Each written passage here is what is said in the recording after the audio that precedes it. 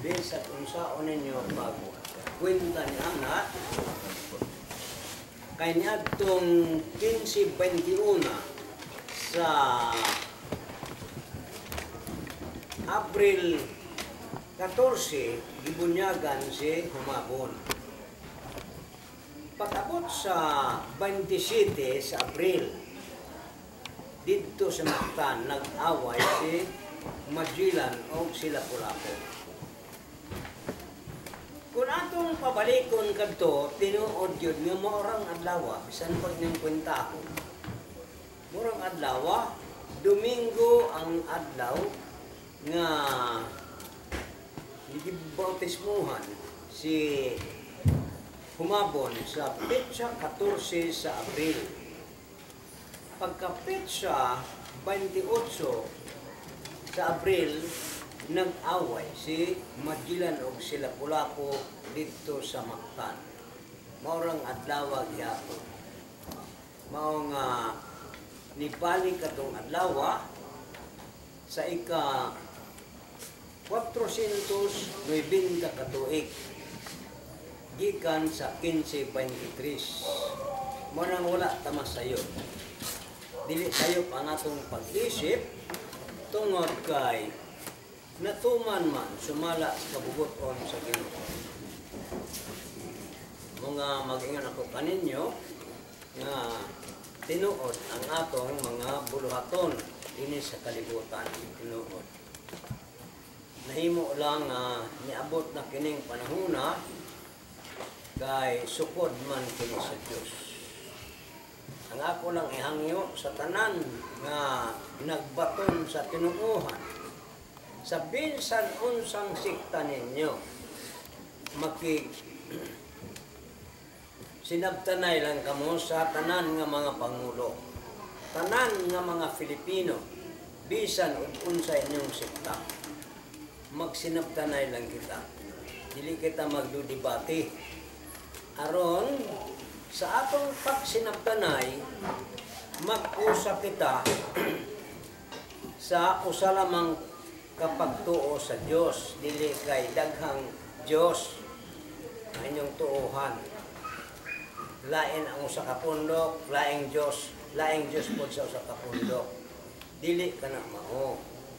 Usa lamang ang Dios nga atong pag-ausahan dinhi sa kalibutan. Kung kita ng tanang Filipino mag-usa sa pagtuo sa Dios, bisag unsa inyong tinuohan, usa lamang ang atong kumon nga tuohan kanang Dios lamang. Ihatag sa Ginoo kanato ang bahandi sa Pilipinas. Sa pagkakaroon, ang bahandi sa Pilipinas gipugnan ni anang Committee of 300. Ang pangulo ni ana taga England, si Queen Elizabeth II. Queen Elizabeth, Alexandra Elizabeth Windsor II. Mao kana ang pangulo sa Committee of 300 nga nagapugong sa salapi sa Pilipinas. Ilang dili nila ihatag ang salapi sa Pilipinas, dili niya ihatag ang Bulawan sa Pilipinas. Sa pagkakaroon mga igsoon, ihugno ang mga nason. Unang nahugno ang Amerika. Nahugno karon ang Greece. Nahugno na karon ang China. Yan ang hinganlan og financial collapse. Karon ang ipaabot nako ang mahugno na unya kanang Great Britain. Kung dunay ilang financial collapse sa Great Britain, mo na kana dayon ang panahon nga magsunod-sunod na ang tanan ng mga nasod, mahugno ang ilang ekonomiya. Dunay ilang financial collapse sa tanan. Ngano man mga igsoon, unsa may tuyo sa Ginoo nga mahugno man ang mga nasod gawas sa Pilipinas. No, gawas lang sa Pilipinas ang tanang nasod sa kalibutan, mahugno ang ilang ekonomiya. Mahugno. Dili na mobangon hangtod ang mga Filipino makapatuna sa bahandi nga iya sa Dios. Kay mo naman dayon kani ang gitawag nga mangluluwas. Kay niaman sa Pilipinas ang mangluluwas unsa may luwason sa mangluluwas kung ang tanan luwas na. Wa na'y mangluluwas kay luwas naman ang tanan. Mao nga gituyo sa Dios paghugno ang tanang mga nasod. Kay pag-abot sa panahon nga mahiuli na ang katigayunan ang bahandi sa Pilipinas, mo na kani dayon ang muluwas sa kalibutan. Muluwas ang Pilipinas. Unsaon ba pagluwas sa Pilipino? Sa tanang mga nasod. Moabot ang panahon nga ang salapi sa bangko sa nagkalain-laing nasod, makakuha sila ug katunga sa gidaghanon nga gisulod sa ilang bangko, katunga lamang. Tungod kay ang katunga ni anang salapia ibilin man sa bangko nga time deposit na pud kana sulod sa 30 ka tuig. Mao kana ang balaod sa Pilipinas nga wala pa na karon ma-implementar. Kay kurap pa man ang mga presidente. Mabot ang panahon nga kanang balaod sa gisulat ni Marcos nga katunga lamang sa salapi nga naa sa ilang bangko karon bisag asang bangkuha sa tibuok nga kalibutan.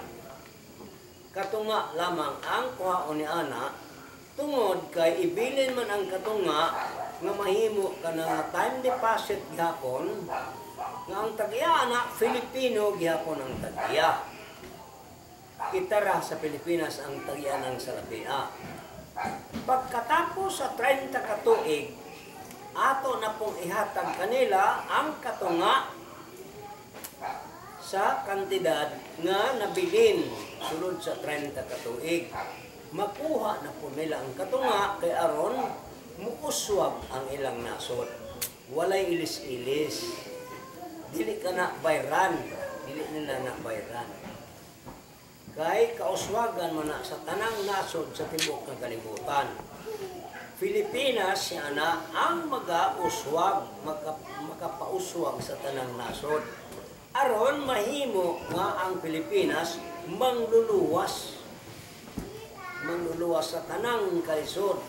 Mo'y hinungdan nga gihugno ang tanang nasod kay kun dato ang mga nasod, dato pod ang Pilipinas kinsa may luwason sa Pilipinas nga dato mang tanan. Mo'y hinungdan ini wa lang masabot sa mga tao. Munang tug-anan mo na ko sa tuyo. Yani ang tanang tuyo, nahibaloan ako ang tanan. Nahibaloan ako. Munay ang tuyo sa Ginoo nga hugno niya ang tanang nasod. Unang nahugno gid karon Amerika. Unya ni sunod dayon ang Greece. Karon ang ikatulong nahugno China. Ang ikaapat unya nga mahugno kay mahugno magid kanang Great Britain, kanang gihandan og United Kingdom, mahugno ang ilang ekonomiya. Wala na sila'y kwarta dito, mapobre sila sa unang mga adlaw. Kay aron ang Pilipinas nga hilabiyang pagkadato nga gamay nasod mo'y magaluwas kanila. May balon sila nga naay mangluluwas sa Pilipinas kay Diyos man ang tag-iya sa atong salapi. Anong Diyos man? Kaning atong bulawan sa niadtong panahon, sa didto pa ni Solomon, matag bulan, no? Matag bulan o tuig. Adunay 666 66 ka tonelada nga bulawan nga madawat ni Solomon. Hilabi ang daghana sa bulawan. Pag-abot sa tuig 606 BC, nga ang hari dito si Sedekias na. Kaya wala naman si Solomon sa 606 BC. Gipalibutan ni Nabucodonosor ang Jerusalem. Kaya ni sukol si Sedekias kaniya. Si Nabucodonosor ang nagbutang ni Sedekias dito. Apan, ni sukol si Sedekias sa siyam niya katuig sa iyang paghari.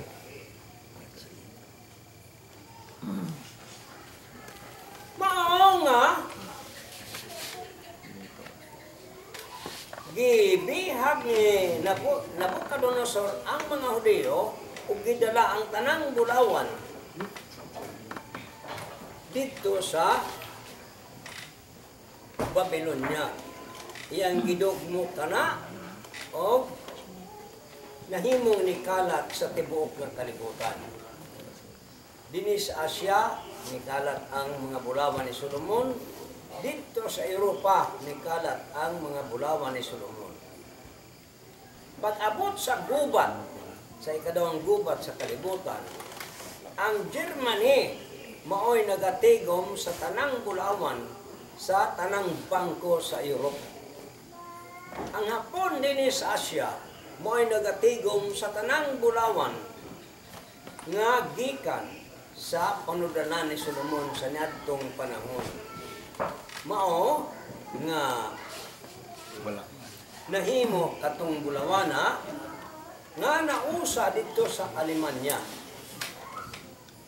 Sa hapit na mo surrender si Hitler, nitawag siya dito sa Hapon nga ipakuha ang bulawan dito sa Alemanya kay ipalubong dito sa Hapon at sa Hapon nila ilubong ang bulawan.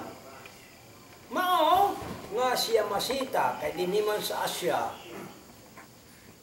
Siya ang nagakuha sa bulawan dito sa Alemanya nga ang tipak adtong mga bulawan ni Solomon.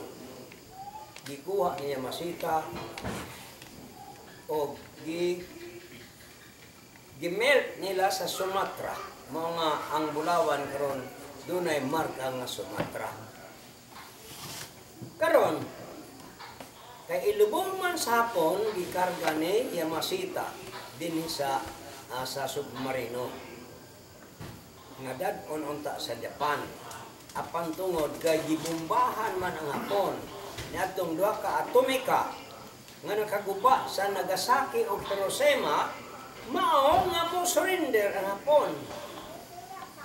Dili na malubong nila ang bulawan dito kay mo surrender man ang Hapon, mao nga gilubong ni Yamashita dinhi sa Pilipinas. Mao nang Yamashita Treasure. Kay si Yamashita man ang naglubong ni ana sa Pilipinas. Nga karon atong pagakutkuton. Tungod kay si Marcos, amigo man og si Yamashita, gitagaan si Marcos sa plano nga makutkot ang mga bulawan. Maong nakutkot ni Marcos ang mga bulawan, sumala pa sa plano niya Yamashita. Nakuha niya ang dili tanan. Kung nakuha ni Marcos, 25% lamang kung nakuha ni Marcos na. Napay 75% nga nalubong pa sa Pilipinas. Daghan pa kitang bulawan. Tungod na, ngunay nakapadato sa Pilipinas, ang tanang nasod sa kalibutan ni hulam sa bulawan sa Pilipinas. Mga bisan kani ang Argentina, ang Peru, ang Australia, ang Yugoslavia, nakahulam sa bulawan, bisan pa ang Japan, bisan pa ang Amerika, nakahulam sa bulawan sa Pilipinas, kay dili man sila maka-imprinta o kwarta kung walay bulawan sa bangko nga ilang bugti kana sa ilang kwarta nga iimprentahon. Mao nga natapos kana niadtong 2005. Sa ato pa, bawi una sa Pilipinas ang nahulaman ng mga bulawan. Kay dili man na nila makuhaan bisag tunga sa kilo. Kay naa may dokumento ni Marcos. Mapriso man na sila. May embargo man ang ilang nasod. Kung kawato nila ang bulawan, kay doon na may dokumento. Mao nga naaragid ka na sa bangko karon sa ila. Bangko nila, wala nila iulit sa Pilipinas. Bisan og natapos na ang termino ni atong 2005. Mao nga dili gusto sila nga mamature kana sa 2005. Niadtong Hunyo 2, 1992, nag-meeting sila dito sa Geneva, sa Switzerland. Ang tanan nga presidente sa tibuok nga kalibutan, tanang presidente sa tanang nasod sa tibuok nga kalibutan, nag-meeting sila dito. Kanya doon na ilang isulat nga agreement, no? Agreement of refusal to give unto the matured funds of the Filipino people. Sa ato pa dili sila, no? Klaro kayo nga dili sila mo itag-iya. Filipino mo itag-iya. Kadtong bulawan sa Diyos nga dito sa panahon ni Solomon. Mao kadto ang mga bulawan. Mao kadto ang bahandi sa Diyos. Kay kanigong bahandi sa Diyos, gikan pa ni Adan, hangtod ni Abraham, hangtod ni David, hangtod ni Solomon, hangtod karon. Iya ka na sa Diyos. Ang tag-iyaan na si Dr. Jose Rizal. Munang atong pangitaon si Dr. Jose Rizal kay musulod man kana sa tao. Buhi man siya kay musulod man sa tao nga buhi. Niadtong panahon ni sulod si Dr. Jose Rizal dito ni Alexander nga walay apelyido nga kontraktor sa Hawaii. Hilabyang pagkadato. Multi-billionaire na tao kay dako siya ginansya sa pagbuhat sa karsada o tulay dito sa Hawaii, bisan pa sa Amerika. Naimong dato siya dito. Tungod kay plano man kini sa Diyos. Si Mungkado nga Filipino, kay si Rizal man to, Filipino man si Rizal, nga nisulod na itong tawhana, gipadto si Mungkado dito. Ang Diyos nagbuot nga adto siya mahipunta na ng dato kay nga tao nga gisudlan ni Dr. Rizal. Mao nga pagpangamatay atong mga magtiayon nga walay anak, si Mungkado ang himong beneficiary sa multi-billion dollar. 300 $2 katong kwartaha. 2 kalyon, 12 man ang 2 kalyon, kay kanang 10, di kalyon, kanang 10. Kanang 11, na di kalyon, o ang 12, 2 kalyon. 300 pagyan anang 2 kalyon, ang gidaghanon atong kwartaha, nga giwithdraw ni Mungkado. Nahimo katong frozen. Tungod kay si Dr. Jose Rizal man ang tag-iya atong kwartaha, nisulod man si Dr. Jose Rizal dito ni Ecleo Senior sa Surigao, mo'y giadto ni Presidente Marcos. Gidala dito sa Amerika, uban ni Ruben Buñao de la Cruz, nga anak ni Dominador Bobby de la Cruz, nga bata-bata ni Mungkado. Munang sa ato pa si Rizal o si Mungkado, mo'y niadto sa Amerika, nga gidala ni Marcos. Nakuha ni Marcos kanang kwartaha. Tibuok yun anang 300 kalyones. Nakuha ni Marcos. Unang naana sa 33 ka bangko o 26 at 33 ka countries o 57 ka bangko. Nananaibutang niya. Ato ng baon kay ato man ang kwarta. Kita may tag-iya, anak. Filipino may tag-iya. Mao nga ato ng kwaon. May mo na ito nag-withdraw. Pero magpaabot kitag panahon. No? Ang panahon na ito, hapit na diyan. No? Akong gitupan ninyo ang panahon. Kaya ang tinuod nga panahon, adto ka magsugod sa pagkaymugso ni Jacob, kay dili ka makahibalo sa gingharian sa Dios karon kung dili ka magsugod sa panahon nga nahimugso si Jacob. Aron mahibalo din ka sa panahon o hain man na karon dinhi sa Pilipinas kana mahimutang kanang gingharian sa Dios. No? Yatong negatibo 73 nanganak si Isaac din ni Jacob ug ni Esau. Kaduha ni Esau ug ni Jacob. Pag-edad ni Jacob og 130 nisulod siya sa Egypt. Nang kay algebra man kani, negatibo man to nga 73. Positibo man ang 130 katuig, mao nga ang tubag ana 57 positibo na. Dito may sulod dayon si Jacob sa Egypt sa tuig 57 nga positibo. Kay negatibo man to positibo. Ang imong giat to add to numbers having unlike sign, find their difference and prefix the sign of the greater number. Ang diferensya nga ng 130 o kanang 73 nga dili pareho senyal 57 positive na dito mosulod siya sa ito. 17 katuig siya dito pagpuyo na makay siya dito sa ito. Ang iyang tanang pamilya dito katong mga taga-Israel na imong ulipon sa ito sulod sa 430 katuig. Kung imong ipuno niini ang 57 sa 430 ang tubag ana 487. Yan ang tuig na 487 nigawas ang mga Israelitas dito sa Ehipto sa panahon ni Moses sa tuig 487. Gikan dito sa 487, muihap kag 480 katuig. Nagbuhat si Solomon sa temple.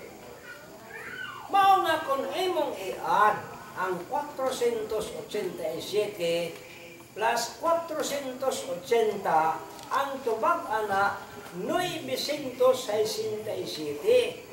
Dito magtukod si Solomon sa templo sa 997.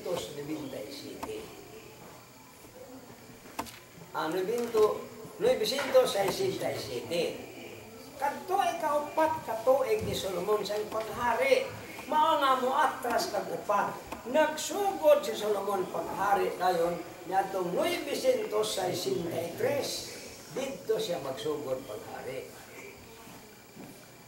Sa ato pa 37 na lang katuig ang kulang mahumana ang 1,000 nga positibo nga tuig. Mahumana 37 na lang katuig. Nang kay si Solomon ni hari man sulod sa 40 katuig, nilapas siya 3 katuig dito na sa tuig nga negatibo nga 1,000. Nasulod si Solomon dito bali og 3 katuig.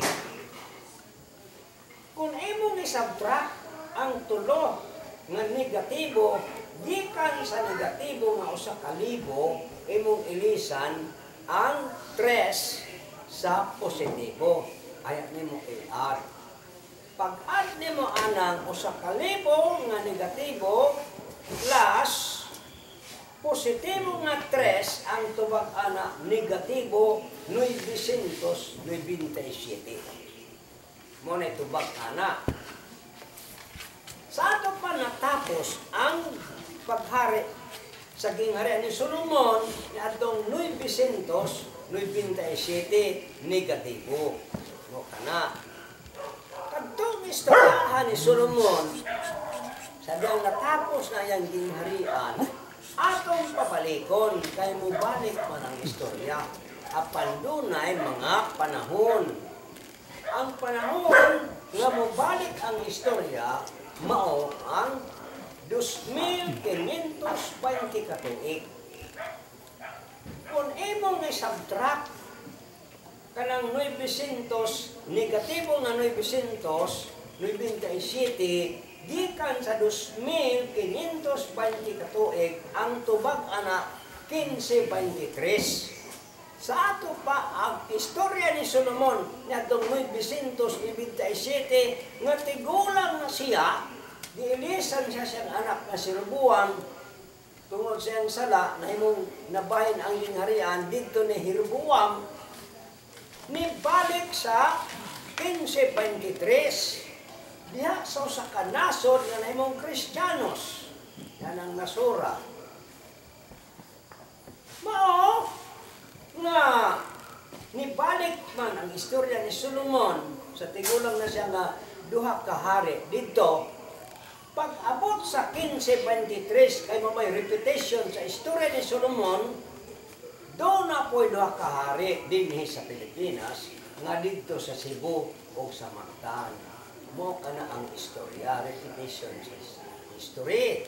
Ni-repeat ka itong istorya niya itong 1523. Pag-repeat sa istorya sa 1523, muisip kag 40 katuig.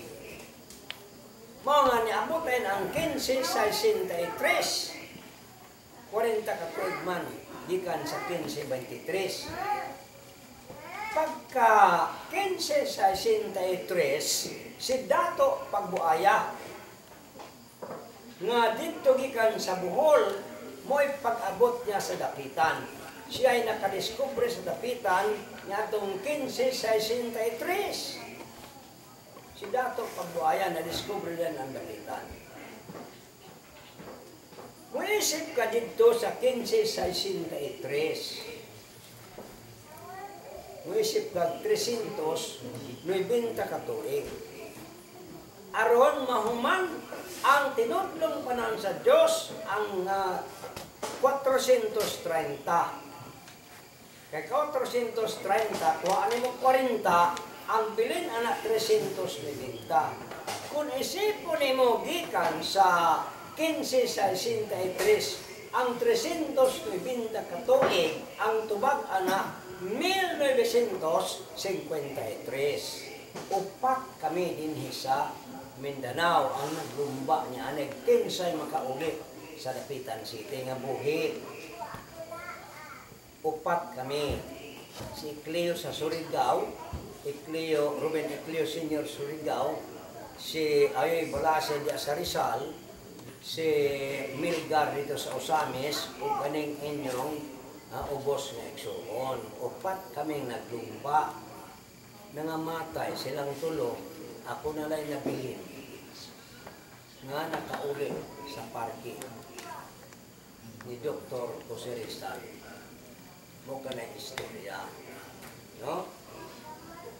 Di kanda yun sa 1953, muisip kag pulong katuig.